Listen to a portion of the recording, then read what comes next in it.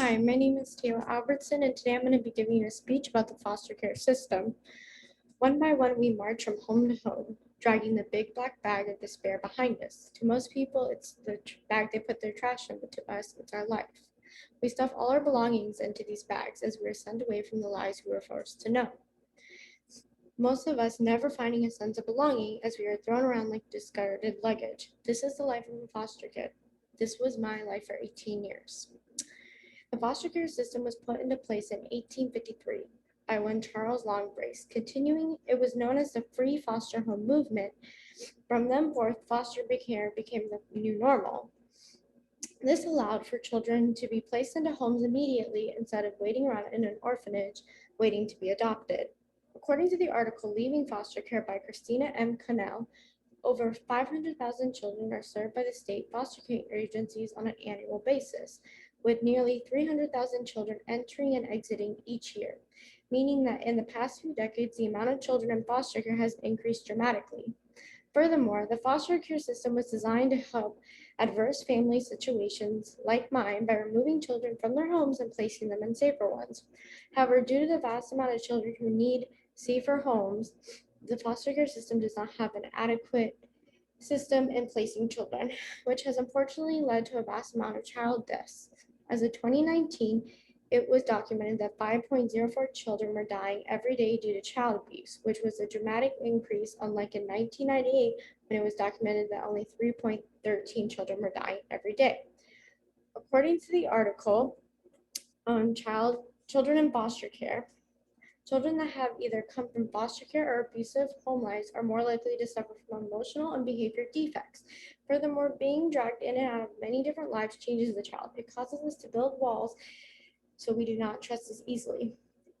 Furthermore, we live out every day in fear of when and where we are going to be sent next and how long that placement will last. Plus, we wonder every day if our parents will come back for us and if anybody ever loves us.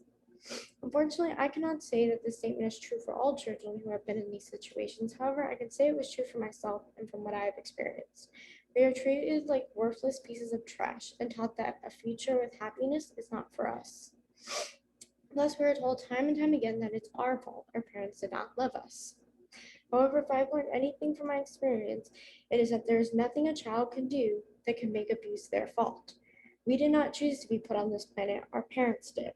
Continuing looking at the article Placement Disruptions in Foster Care, one of the main things that children in the system struggle with is finding a permanent support system, and I for one know this. Finding someone they can trust who won't leave their side if they're feeling dark feelings like wanting to commit suicide or self-harm is really tough, and sometimes even impossible. Unlike the children, parents get to receive both formal and informal supports like therapy, caseworkers, and foster parent support groups. According to the section on child characteristics in the article Placement Disruptions in Foster Care, children who feel less supported in the foster care system are more likely to have behavioral problems.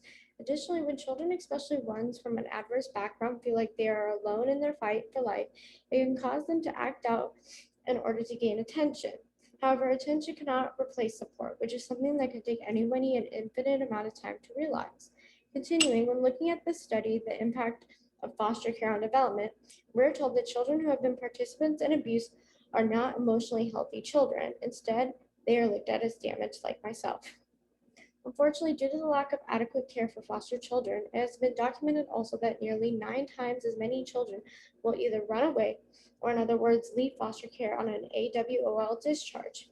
This results in some pretty negative impacts, for instance, like never finding the stability that we want and being labeled as a flight risk for the rest of our lives.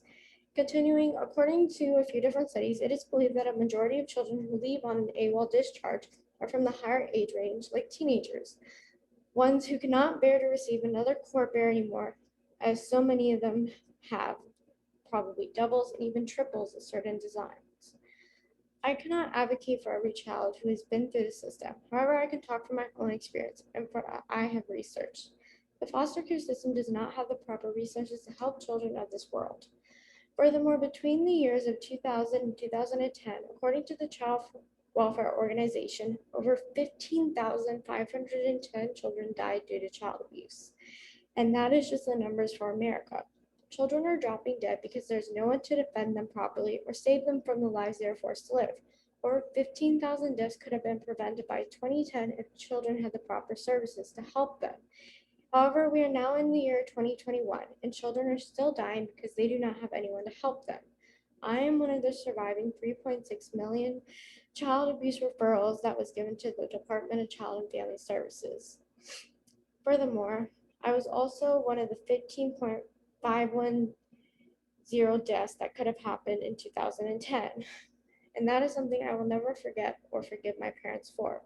The foster care system, while yes, has some benefits, it also is not very adequate and helpful for children. Thank you for listening.